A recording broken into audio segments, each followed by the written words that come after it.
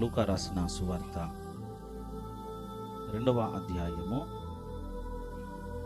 15 నుండి 17 వచనములు, 18 వచన భాగముల దాకా, 15, 16, 17, 18 మూలవాక్య భాగంగా చదువుదాము. ఎవరైనా చదవండి.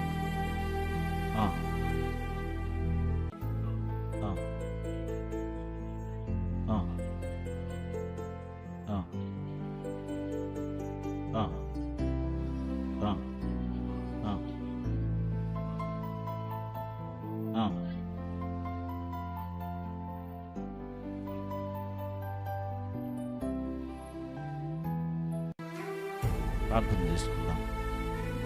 పరిశుద్ధుడా, మా తండ్రి, చదవబడిన వాక్యము మా జీవితంలో, మా వెనుకడిలో నెరవేర్చండి, కుటుంబంలో నెరవేర్చండి, కుటుంబ బిడ్డల జీవితంలో నెరవేర్చండి. వినగల చెవులు, గ్రహించగలిగిన మనసు, శ్రద్ధాశక్తి మీరు మాకు అనుగ్రహించండి. బలమైన దాసుని బలపరిచి మీరు వాడుకోగలరని, జ్ఞానమును, సమయోచిత ఆలోచనను మీరు మాకు అందించి మహిమఘనత ప్రభావాలు పొందగలరని యేసునామమున ప్రార్థించి అడిగి వేడుకుంటున్నాము తండ్రి. ఆమేన్, ఆమేన్. వాక్య భాగంలోనికి వెళుదాం. కొద్దిగా మనము మొబైల్స్ అన్నిటిని కూడా సైలెంట్లో పెడదాం. కొద్దిసేపు సైలెంట్లో పెట్టేద్దాం. లూకా భక్తుడు రాస్తూ ఉన్నాడు. 2వ అధ్యాయము 15, 16, 17, 18 వచనాలను మనము చదువుకున్నాం. అందులో ప్రియమైన వారలారా, 16 నుండి చూడగలిగితే, త్వరగా వెళ్ళి మరియను యోసేపును తొట్టిలో పడుకొని ఉన్న శిశువును చూచిరి అని కనబడుతుంది. ప్రియమైన వారలారా, యేసుక్రీస్తు నాథుని జననము చాలా విచిత్రంగాను, ఆశ్చర్యకరముగాను, వింతగాను మొదటి నుండి ఉన్నది. మొదటి నుండి చాలా వింతగా తన జననము జరిగింది. అందరి జననము వేరు, క్రీస్తునాథుని జననము వేరు. అందరి యొక్క పుట్టుకలు వేరు, క్రీస్తునాథుని పుట్టుక వేరు. మరియమ్మ ఓర్చుకోవడమే, యేసును అంగీకరించి తన గర్భములోనికి ఆహ్వానించడమే ఒక ఎత్తు అయితే, గర్భములోనికి వచ్చినాక మరీ విచిత్రంగా ప్రయాణాలు చేయడము, నిలువరమైన నీడలేని పరిస్థితి, ఎక్కడ చూసినా కానీ చిన్న చోటు దొరుకుతుందేమో అని ఆశ. పెయిన్స్ మొదలయ్యాయి మరియమ్మకు. యోసేపు బాధపడుతున్నాడు, అయ్యో ఎక్కడ నిలువరవుతుంది. మనకు ఇండ్లు, మంచి మంచి బంగ్లాలు, మంచి ఉన్నతమైన స్థితిలో ఉన్నాయి, ముందే జాగ్రత్తలు, మంచి మంచి హాస్పిటల్స్ ఉన్నాయి. కానీ అప్పుడు ఏ విధమైన ఫెసిలిటీస్ లేవు. అంత విచిత్రమైన జన్మ, చాలా దయనీయమైన జన్మ. అందుకే భక్తుడు రాశాడు, పండు ప్రేమ్ కుమార్ అనుకుంటాను, ఎంత దీనాతి దీనమో ఓ యేసయ్యా, నీ జననమెంత దయనీయమో, తలుచుకుంటే నా గుండె తడబడి కరిగి కరిగి నీరగుచున్నది. ఎంత దీనాతి దీనమో ఓ యేసయ్యా. ఇంత దీనము, ఇంత దీనాతి దీనమైన జన్మ ఎవరికి లేదు. ఎవరు కూడా అంత దీనస్థితిలో, ఎక్కడో పేదరికంలో ఎవరైనా పడితే పడచ్చు, కానీ చేజేతుల చేసుకున్న ఆ దీనస్థితి, మరియమ్మ చేజేతుల చేసుకున్నది ఆ దీనస్థితి మామూలుగా కాదు. కావలసుకొని ఆ స్థితిని తెచ్చుకున్నది. కావలసుకొని ఆ స్థితిలో అంత భయంకరమైన ఊబిలో దిగిపోయింది. ఏ తల్లి అంత ఊబిలో దిగడానికి ఇష్టపడుతుంది అసలు? కానీ క్రీస్తును కలిగి ఉండాలి అనంటే ఆ ఓపిక, ఆ సహనము, ఆ దయనీయమైన పరిస్థితి ఉండి తీరాలి. తప్పనిసరిగా ఉండాల్సిన అది విధి. దాన్ని కాదు అంటే మనకు నష్టం. అంత విచిత్రమైన స్థితులలో మరొక విచిత్రము జరుగుతుంది. లూకా భక్తుడు రాస్తూ 2వ అధ్యాయము 16లో చెప్పాడు, త్వరగా వెళ్ళి మరియను యోసేపును తొట్టిలో పండుకొని ఉన్న శిశువును చూశారు. వీరు ఎవరు? గొల్లలు. గొల్లలు యేసునాథుణ్ణి దర్శించుకోవడానికి వచ్చి చూసేసరికి క్రీస్తునాథుడు ఊయలలో లేడు. మంచి డబ్బు పెట్టి ఊయలగొని ఊపి అంత పరిస్థితి లేదు. స్థలము లేకపోవడము, పడుకోవడానికి కనీస వసతులు లేకపోవడం, ఆయన ఆయనను తొట్టిలో పడుకోబెట్టడము గొల్లలు చూశారు. గొల్లలు ఎందుకు చూశారు అనేది ఒక ప్రశ్న, తొట్టిలో ఎందుకు ఉన్నాడు అనేది రెండవ ప్రశ్న. గొల్లలు అక్కడ ఎందుకు ఉండాల్సి వచ్చింది, అక్కడికి ఎందుకు రావాల్సి వచ్చింది, క్షమించండి, గొల్లలు ఆ చోటికే ఎందుకు రావాలి?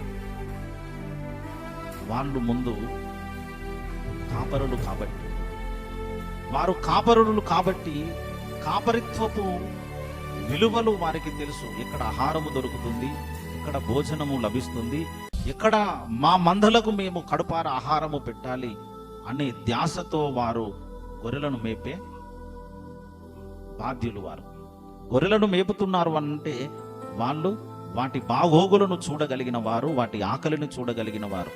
హల్లెలూయా. వారికే ఈ యొక్క మహద్భాగ్యము ఎందుకు కలిగింది అనంటే ఆయన ఉన్నది కూడా ఒక తొట్టిలో. తొట్టి అనేది దేనికి యూజ్ చేస్తూ ఉంటారు? మేతకు, కొడిదికి దానిని పరికరముగా వాడతారు. కాపరులు, ఈ యొక్క గొర్రెల కాపరులు వచ్చి చూడగానే అక్కడ యేసునాథుడు ఉన్నాడు. విచిత్రమైన షాకింగ్ వారికి దర్శనమిచ్చిందేమో దేవదూత. దగదగ మెరుస్తున్న దేవదూత వారికి దర్శనమిచ్చి, గొల్లలలో వెళ్ళి చూడండి, సర్వలోకమునకు రక్షకుడు భూమి మీద పుట్టాడు, ఆయనకు ఇదే ఆనవాళ్ళు, ఒక పశువుల తొట్టిలో పరుండ పెడతా. అదేంటిది పశువుల తొట్టిలో పరుండ పెట్టడము?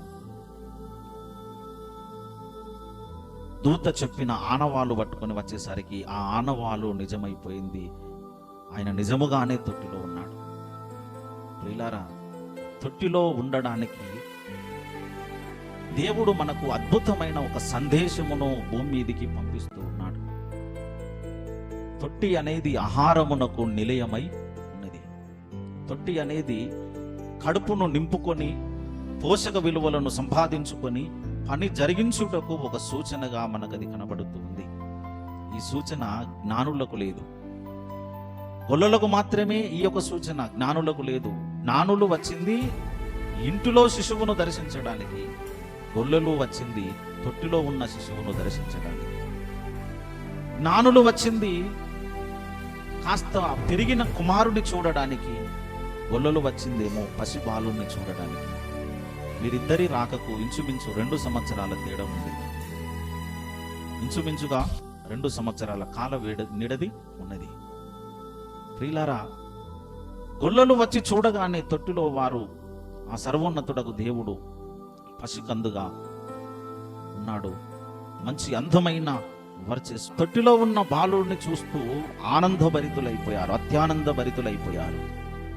వారు ఆనందించింది ఆయన సౌందర్యమును చూసి కాదు, ఒక సందేశమును వారు మనసులో నిలుపుకున్నారు. మనకు ఒక సందేశాన్ని పంపిస్తూ ఉన్నారు, మనకు ఒక సందేశమును ఇస్తుంది ఆ సిచ్యువేషన్. యోహాను సువార్త 1వ అధ్యాయము 1వ వచనములో, మొదటి 2 వచనాలలో ఒక విషయమును మనకు తెలియజేస్తూ ఉన్నాడు పరిశుద్ధాత్మ దేవుడు. ఒకసారి చూడండి. ఆదియందు వాక్యము ఉండెను, వాక్యము దేవుని యొద్ద ఉండెను, ఆ వాక్యము దేవుడై ఉండెను.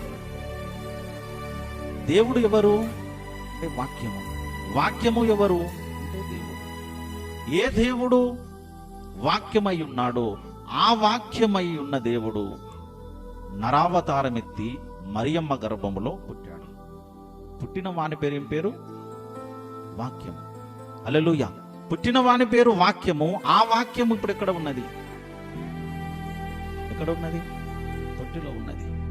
వాక్యమును ప్రతి వ్యక్తి వినడము కాదు చేయాల్సింది, తినడము. వాక్యమును మనము తినాలి. వినడము వేరు, తినడము వేరు. వాక్యమును అనేకులు వింటారు కానీ తినరు. గొల్లలకు వాక్యము అవసరమై ఉన్నది, జ్ఞానులకు అవసరం లేదు. ఆల్రెడీ వారు పరిశోధకులై ఉన్నారు. కానీ గొల్లలు మాత్రము ఏం చేస్తున్నారట? ఆ వాక్యమును తినడానికి వచ్చిన సంకేతం. హెజ్కేలు గ్రంథము 3వ అధ్యాయము 3వ వచన భాగములో భక్తుడు తెలియజేస్తున్నాడు, ప్రవక్త అయిన హెజ్కేలు మనకు ఒక సంగతిని తెలియజేస్తున్నాడు. 3:3 చదవండి ఒకసారి.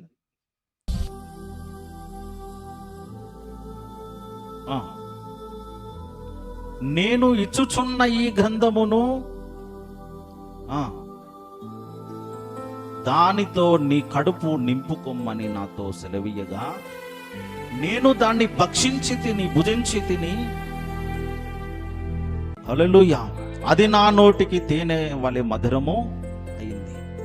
దేన్ని తినమన్నాడు? గ్రంథము. దేవుని వాక్యమును తినండి అని ఇస్తే దాన్ని ఏం చేశాడట? ఎవరైనా గ్రంథమును ఇచ్చేటప్పుడు ఏమని ఇస్తారు? చదవమని ఇస్తారు. ఈయనేంటిది? హల్లెలూయా. బైబిల్ చదువుతున్నావమ్మా అని అడగాలనా? బైబిల్ తింటున్నావా అని అడగాలనా? బైబిల్ చదువుతున్నావా అని మనం అడగాలి రూల్ ప్రకారంగా. కానీ ఇక్కడేంటిది? బైబిల్ని తినండి. పోనీ ఈయన తినమంటే ఏదో యాదృచ్ఛికంగా అనుకోకుండా పొరబడి మాట దొరికి అన్నాడు కావచ్చు, కానీ ఆయన ఏం చేస్తున్నాడు మరి? తీసుకొని తినడము ఆరంభించాడు. అంటే పేజెస్ను మొత్తం తినేశాడా? పేజీలు ఇట్లా తీసుకుంటూ తినేశాడా? ఆవులు తిన్నట్టుగా. ప్రతి అక్షరము ఒక్కొక్క ఆహార పలుకుగా మలుచుకొని భుజించి బలము తెచ్చుకున్నాడు. హల్లెలూయా. వాక్యమును మనము భుజించడము ఎప్పుడు ఆరంభిస్తామో అప్పుడు మనకు బలమును, మనకు ధైర్యమును, శక్తిని ఆ త్రియేక దేవుడు అనుగ్రహిస్తాడు. తినడము వలన మనకు కలిగేదేంటిది? శక్తి. నీవు ఇంట్రెస్ట్ ఎంత ఉంటుందో బాహ్యకరమైనది, ఆధ్యాత్మికమైన వాక్యమును కూడా నీవు తినే పరిస్థితికి తెచ్చుకోవాలి. వినే పరిస్థితులలో ఉండకూడదు. అంటే నీ ఎదుగుదలను బట్టి వాక్యమును నీవు తింటూ రావాలి. తినడము వేరు, వినడము వేరు.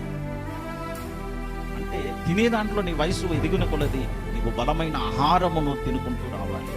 స్త్రీలకు రాసిన పత్రికలో 5వ అధ్యాయము 14వ వచన భాగంలో చదవండి ఒకసారి. ఒకటి పత్రిక 5వ అధ్యాయము 14వ వచనము చూడండి.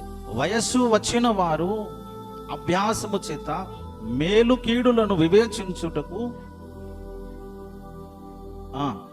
బలమైన ఆహారము వారికే తగును అన్నది లేఖనము. బలమైన ఆహారం అని అంటే మటన్, చికెన్ అనుకునే బలమైన ఆహారం అంటే వాక్యములో ఉన్నతమైన స్థితిలోనికి చేరే వాక్యం. అది పైపైన వాక్యాలు ఉంటాయి. కొంతమంది బోధకులు పైపైన బోధలు చేసి వాక్యాలు బోధించే వాళ్ళు ఉంటారు. చెక్కాయ చెట్టు దిగడము, చెక్కాయ చెట్టు ఎక్కడము, ఇంకా అదే పిల్లకాయల చేష్టలలో మామూలుగా వాక్యాలు బోధించే బోధకులు ఉంటారు, బోధకులు ఉంటాయి, సంఘాలు ఉంటాయి. బలమైన ఆహారమును భుజించగలిగిన బోధలు ఉంటాయి, అలాంటి సంఘములు ఉంటాయి. అంటే వాక్యములలో చాలా వ్యత్యాసము. నీవు బలమైన ఆహారమును భుజించాలి, తినేసేయాలి. నీవు తినడము నేర్చుకోవాలి. ఇర్మియా భక్తుడు తెలియజేస్తున్నాడు పిల్లారా, 15వ అధ్యాయము 16వ వచన భాగంలో చూడండి ఒకసారి. ఇర్మియా 15:16 వచనం చదవండి. నీ మాటలు నాకు దొరకగా నేను వాటిని చదివి తిని. మీ దాంట్లో అట్లా ఉన్నదా అయ్యా? మాటలు దొరికితే చదువుతారు కదా. వీళ్ళందరూ ఏంది తినుడు అంటున్నారు? వినాలి కదా. రాజేష్ తమ్ముడు వాక్యం ఏం చేస్తున్నారట? తింటున్నారు, వినట్లే, తింటూ ఉన్నారు. వాక్యమును నీవు భుజించడము ఎప్పుడైతే ఆరంభిస్తావో అప్పుడు నీ జీవితములో బలము చేకూర్చబడము ఆరంభమవుతుంది. అప్పటిదాకా నీవు నీటి బాప్తిస్మము ఎంత నీవు పొంది సంవత్సరాల తరబడి కానీ, నీటి బాప్తిస్మం పొందినప్పుడు పిల్లకాయగా అప్పుడే పుట్టిన పసికందులాగా ఉన్నట్టు. కానీ నీవు ఎప్పుడైతే ఆరంభించావో క్రీస్తులో జననము, ఎదుగుదలను, 20 ఏళ్ళు వచ్చినా కానీ వాక్యమును వింటూ ఉన్నావు కానీ తినడము లేదు అనంటే ఏం జరిగినట్టు? ఇంకా పాలే తాగుతున్నావు. 20 ఏళ్ళ కూడా పాలు మొదలట్లేదు. సంవత్సరం అయిపోయిన తర్వాత ఇంకా పాలే ఇస్తున్నావు అమ్మా, అన్నం అప్పుడప్పుడు పెట్టాలి అని తల్లులకు సూచనలు ఇస్తూ ఉంటారు. నాకు చాలా ప్రేమ ఉన్నది, ఒక 10 ఏళ్ళ దాకా పాలే ఇస్తానని తల్లి అనుకుంటుందా? కరెక్ట్ టైం మీద ఆహారం పెట్టడం అలవాటు చేస్తుంది. కానీ మన సమయములో మనము వాక్యమును వినాలి, వాక్యమునకు ప్రాధాన్యతనిచ్చి ఆ వాక్యము ద్వారా నేను బలము తెచ్చుకోవాలనే థాట్స్ మన జీవితంలో రావు. మనము ఎదగాలి, మనం ఎదుగుతూ బలపడాలి, క్రీస్తులో ఉన్నతమైన స్థితిలోనికి రావాలి అని మనము అనుకోవడము లేదు. భక్తులందరూ ఏం చేస్తున్నారు? ఇర్మియా ఏం చేస్తున్నారు? ఇర్మియా రాస్తున్న గ్రంథములో ఏం చేశారట? నీ మాటలు నాకు దొరకగా నేను వాటిని భుజించాను, తిన్నాను. తినడము కాదు, తినడమే వారు అలవాటు చేసుకున్నారు. దావీదు రాసిన కీర్తనలలో కూడా మనకు చక్కటి సందేశం ఇస్తుంది. 119 103 వచనము చదవండి. 119 103 చదవండి. నీ వాక్యములు నా జిహ్వకు ఎంతో మధురములు, అవి నా నోటికి తేనె వలె తీపిగా, తేనె కంటే తీపిగా ఉన్నాయి. ఈయన రుచి ఎరిగాడు, రుచి ఎరిగి దాని టేస్ట్ కూడా చెప్తున్నాడు. యేసయ్య వాక్యమును వినడము కాదు, తిన్నప్పుడు ఆయన జీవితంలో జరుగుతున్నది ఏమిటట?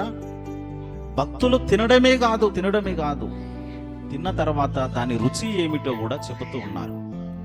హల్లెలూయా.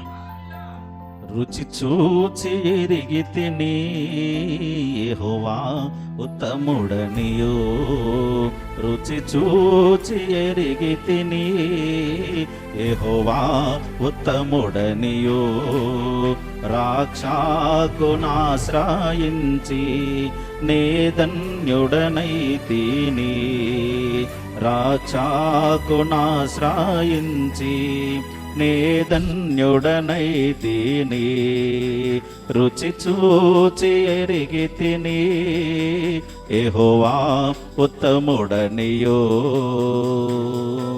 మంచితనము గల దేవా అతి శ్రేష్ఠుడవు అందరిలో, మంచితనము గల దేవా అతి శ్రేష్ఠుడవు అందరిలో, ముదమార పాడెద నిన్నో అతి సుందరుడావనియో, ముదమార పాడెద నిన్నో అతి సుందరుడావని, రుచి చూచి ఎరిగితిని ఉత్తముడనియో, రుచి చూచి ఎరిగితిని యెహోవా ఉత్తముడనియో. హల్లెలూయా. రుచి చూసిన తరువాత యెహోవా ఉత్తముడన్న సంగతి భక్తునికి అర్థమైంది. రుచిని ఎరిగాడట, దాని టేస్ట్ ఎలా ఉన్నదో కూడా చెప్తున్నాడు. వాటిని తిన్నప్పుడు నాకు తేనె వలె తీపిగా ఉన్నది, తేనె కంటే మధురముగా ఉన్నది. తేనె ఒక ఉన్నతమైన మధురం అయితే దానికంటే మధురంగా మాటలు.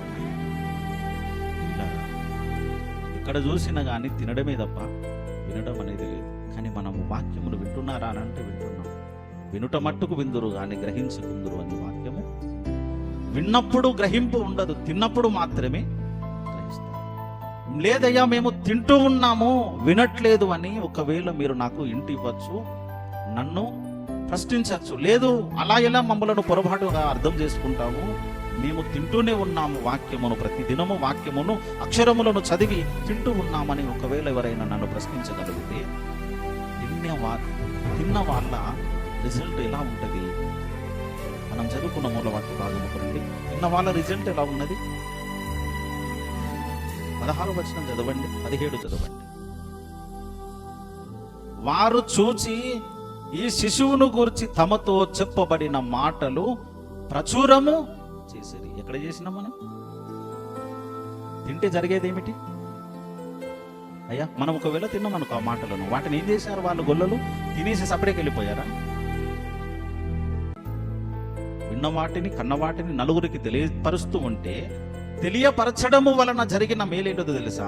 విన్న వాళ్ళందరూ విస్మయం ఉంది, ఆశ్చర్యమై చూస్తున్నారట. వీళ్ళు చెబుతున్న మాటలు ఆనందములను నొలుకుతూ ఉన్నాయి, ఆశ్చర్యమును కలగజేస్తున్నాయి, మహదానందముతో నింపబడుతూ ఉన్నారు. విన్న వాళ్ళందరూ ఆహా ఇంత అద్భుతము అని వాళ్ళు ఆశ్చర్యపోతున్నారు. తింటే మనము చెప్పేవారని ఈ లెక్కన మనం ఏం చేస్తాం? మరి తినడం లేదు, వింటూ ఉన్నాం. మందిరానికి వెళ్ళామా, వచ్చామా, విన్నామా, బైబుల్ మోసేసామా? పిల్లరా, వినడము వేరు తినడము వేరు అనేది మనకి ఈ వ్యత్యాసం ఎప్పుడైతే అర్థమవుతుందో ఆటోమేటిక్గా మనము బలవంతుల స్థాయిలో కూర్చుంటాం. ఏ బలమనంటే మనము కూడా వారిలాగా ఆహారమును భుజించి ఆ తొట్టిలోనికి వెళ్ళి చూడగానే ఆహారము ఎలాగైతే యేసయ్య వాక్యము ఎలాగైతే ఉంటే ఆ వాక్యమును వారు తిని వారు చేసినది ఏంటిదట, శిశువును గూర్చి తమతో చెప్పబడిన మాటలను ప్రచారము చేశారు. ఆహారమును నింపుకున్నారు, అక్కడ బయటికి వెళ్ళి ప్రచారం చేశారు. అందరూ ఆశ్చర్యముగా ఆ గొల్లల మాటలు వినడము, గొల్లలో చెప్పిన సంగతులకు ఆశ్చర్యచక్తులు కావడము జరిగింది. అంటే ప్రియులారా, వాక్యమును తింటూ ఉన్న ప్రతి వ్యక్తి జీవితంలో ఇలాంటి ఆశ్చర్యకరమైన కార్యములు జరుగుతాయి. మందిరానికి వచ్చామనంటే నేను మారాలి, వాక్యము చేత బలముగా బలపరచబడుతూ ఉండాలి. ఈ ఉన్నతమైన ఒక శక్తి చేత ఎవరైతే నింపబడతారో, ప్రేరేపించబడతారో, బలముగా నింపబడతారో వారందరూ కూడా క్రిస్మస్ యొక్క శుభములకు పాత్రలవుతారు. హల్లెలూయా. యేసునాథుని క్రిస్మస్కు ఎవరు పాత్రులు అంటే దేవుని యొక్క ఉన్నతమైన అద్భుత కార్యములకు లోనై వాక్యమును భుజిస్తూ వాక్యమును అనేకులకు పంచుతూ ఆ బలమును ఉపయోగించుకుంటున్న వాళ్ళందరికీ క్రిస్మస్ శుభములు కలుగుతూ ఉంటాయి. ఆ భాగ్యము చేరువచ్చిన మనందరికీ ఆ త్రియేక దేవుడు కలిగించి ఉన్నతమైన బలవంతులను వాక్య బలము చేత త్రియేక దేవుడు మనందరిని నింపి ఆశీర్వదించునుగాక.